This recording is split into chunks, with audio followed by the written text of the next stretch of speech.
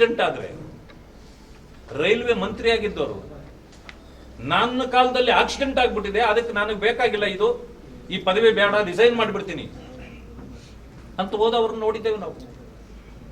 ನಿಜಲಿಂಗಪ್ಪನವರು ಆ ಕಾಲದಲ್ಲಿ, ತುಳಸಿದಾಸ್ ದಾಸಪ್ಪ ಅವರು ಆ ಕಾಲದಲ್ಲಿ, ರಾಮಕೃಷ್ಣ ಹೆಗ್ಲಿ ಅಂತವರು, ಇಂಥವರೆಲ್ಲ ಈಗ ಕಣ್ಣು ಮುಂದೆ ಆದ್ರೂ ಏನಾದ್ರೆ ಈಗ ಆಯ್ತು ವಸೂಲಿ ಮಾಡ್ತೀವಿ ಅಂದ್ರೆ, ವಸೂಲಿ ಮಾಡ್ತೀರಿ ಸರಿಯಪ್ಪ, 187 ಕೋಟಿ ತಿಂದ್ರಿ, ವಸೂಲಿಯನ್ನು ಮಾಡ್ತೀರಿ. ಹಾಗಿದ್ರೆ ಕಳ್ಳ ಕದ್ದು ಬಿಡ್ತಾನೆ, ಯಾರ್ದೋ ಮನೆಗೆ ಕನ್ನ ಹಾಕ್ಬಿಡ್ತಾನೆ, ಕದ್ದ ಮೇಲೆ ಪೊಲೀಸ್ಗೆ ಕೇಸ್ ಹೋಗುತ್ತೆ. ಅವನು ಕದ್ದಿದ್ರು ಕೂಡ ಅವನು ಹಿಡ್ಕೊಂಡ್ರೆ ನಾನು ಕದ್ದಿಲ್ಲ ಅಂತಲೇ ಮತ್ತೆ ಹೇಳೋದು. 2 ತದಿಕದ ಮೇಲೆ ಹಿಡ್ಕೊಂಡು ಹೇಳ್ತಾನೆ ಇಲ್ಲ ನಾನೇ ಮಾಡಿದ್ದು. ಆಯ್ತು, ಇವಾಗ ಏನ್ ನಾನೇ ಮಾಡಿದೆ, ಏನೀಗ ಅದೆಲ್ಲ ಕೊಟ್ಬಿಡ್ತೀನಿ ತಗೊಂಡೋಗಿ ಅಂದ್ರೆ ಬಿಟ್ಬಿಡ್ತೀರಾ? ಬಿಡಲ್ಲ ಅಲ್ವಾ?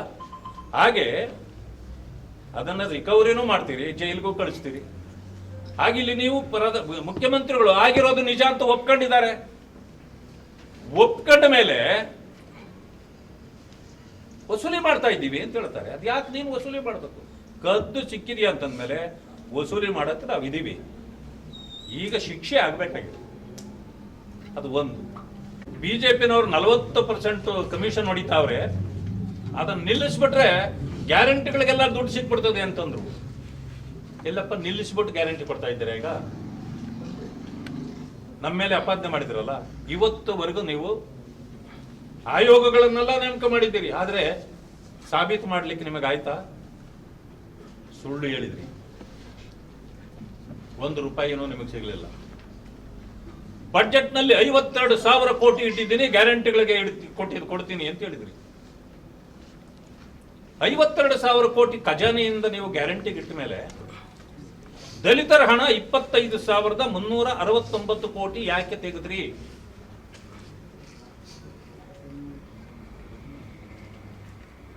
ಯಾಕೆ ದಲಿತರಿಗೆ ಗ್ಯಾರಂಟಿ ಕೊಡಬಾರ್ದ?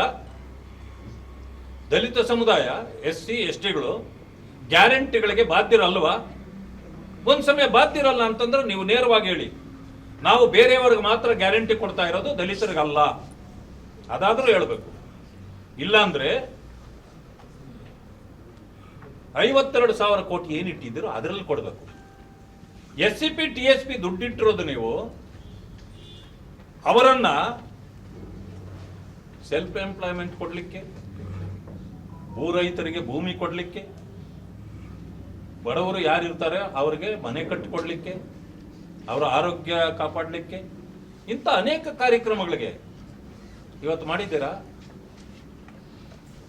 ಅದೆಲ್ಲ ಮಾಡಲಿಲ್ಲ. ಅದು ಕೊಡೋದ್ರ ಬದಲು ನಿಮ್ಮ ದುಡ್ಡು ನಿಮಗೆ ಕೊಡ್ತೀವಿ ಅಂತ ಗ್ಯಾರಂಟಿ ಕೊಟ್ರೆ, ನಮ್ಮ ದುಡ್ಡು ನಮಗೆ ಕೊಡಕ್ ಅದು ಎಂತ ಗ್ಯಾರಂಟಿ ನಿಮ್ದು? ಇದು ವಂಚನೆ ಅಲ್ವಾ? ಮೋಸ ಅಲ್ವಾ? ಅಲ್ಲಿಗೆ ಸಿದ್ದರಾಮಯ್ಯ ದಲಿತ ವಿರೋಧಿ ಅಲ್ವಾ? ಇದಕ್ಕೆ ಉತ್ತರ ಇದೆಯಾ? ಈಗ ಅವರು ಇದಕ್ಕೆ ಪ್ರಶ್ನೆ ಮಾಡಿದ್ರೆ ನಮಗೆ ಉತ್ತರ ಕೊಡಕ್ಕಾಗುತ್ತೆ ಅವ್ರಿಗೆ?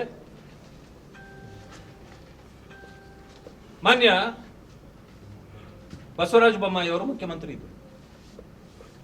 ಎಲ್ಲಾ ಸರ್ಕಾರಗಳು ಕುಟೀರ ಜ್ಯೋತಿ ಫ್ರೀ ಕೊಡ್ತಿದ್ರು ಬಡವರಿಗೆ, ಭಾಗ್ಯ ಜ್ಯೋತಿಯಲ್ಲಿ ಫ್ರೀ ಕರೆಂಟ್ ಕೊಡ್ತಿದ್ರು.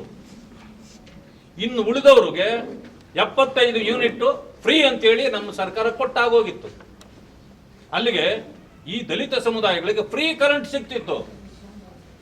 ಗ್ಯಾರಂಟಿಯಲ್ಲಿ ಏನಾಗಿದೆ ಅಂತ ಗೊತ್ತಾ ನಿಮಗೆ? ಜನಸಂಖ್ಯೆಗೆ ಅನುಗುಣವಾಗಿ ಅಷ್ಟು ದುಡ್ಡನ್ನ ತೆಗೆದು ಬಿಟ್ರು. ಆದ್ರೆ ನಾವು ಫ್ರೀ ಸಿಗ್ತಿತ್ತಲ್ಲ, ಈಗ ನಮಗೆ ಫ್ರೀ ಸಿಗ್ತಾ ಇಲ್ಲ. ನಮ್ಮ ದುಡ್ಡಲ್ಲಿ ನಮಗೆ ಕರೆಂಟ್ ಕೊಟ್ಟು ಫ್ರೀ ಅಂತ ಹೇಳ್ತಾರೆ, ಗ್ಯಾರಂಟಿ ಅಂತ ಹೇಳ್ತಾವ್ರೆ. ಇದು ಅನ್ಯಾಯ ಅಲ್ವಾ? ಹೆಣ್ಣು ಮಕ್ಕಳು ಫ್ರೀ ಆಗಿ ಬಸ್ಸಲ್ಲಿ ಓಡಾಡ್ತಾರೆ ಅಂತ ಹೇಳ್ತೀರಿ. ಯಾವ ದಲಿತ ಹೆಣ್ಣು ಮಕ್ಕಳು ಬೆಳಗ್ಗೆ ಎದ್ದು ಬಸ್ಸಲ್ಲಿ ಓಡಾಡ್ಕೊಂಡಿದ್ದಾರೆ? ಕೂಲಿ ಮಾಡಿದ್ರೆ ಉಂಟು ಅವ್ರಿಗೆ, ಇಲ್ಲಂದ್ರೆ ಇಲ್ಲ. ದಿವಸ ಬೆಳಗ್ಗೆ ಎದ್ರೆ ಕೂಲಿಗೆ ಹೋಗ್ಬೇಕು ಅವರು. ಇಂಥ ಪರಿಸ್ಥಿತಿಯಲ್ಲಿರೋರಿಗೆ ನೀವು ಏನೋ ಬಸ್ಸಲ್ಲಿ ಫ್ರೀ ಅಂತ ಹೇಳಿದ್ದೀರಿ, ಆದ್ರೆ ಅವ್ರು ಹೋಗ್ತಾ ಇಲ್ಲ. ಆದ್ರೆ ದುಡ್ಡು ಸುಮ್ಮನೆ ಬಿಟ್ಟಿದ್ದೀರಾ. ನಮ್ಮ SCP STP ಹಣದಲ್ಲಿ ಇವರು ಬಸ್ಸಲ್ಲಿ ಓಡಾಡ್ತಾರೆ ಅಂತ ಹೇಳಿ ಆ ಜನಸಂಖ್ಯೆಗೆ ಅನುಗುಣವಾಗಿ ಅಷ್ಟು ಅಮೌಂಟ್ ತೆಗೆದಿದ್ದೀರಿ. ಇದೆಲ್ಲ ನಮಗೆ ಮಾಡ್ತಾ ಇರ್ತಕ್ಕಂಥ ಅನ್ಯಾಯ, ದ್ರೋಹ ಅಲ್ವಾ? ಇದನ್ನ ಪ್ರಶ್ನೆ ಮಾಡಬಾರ್ದಾ?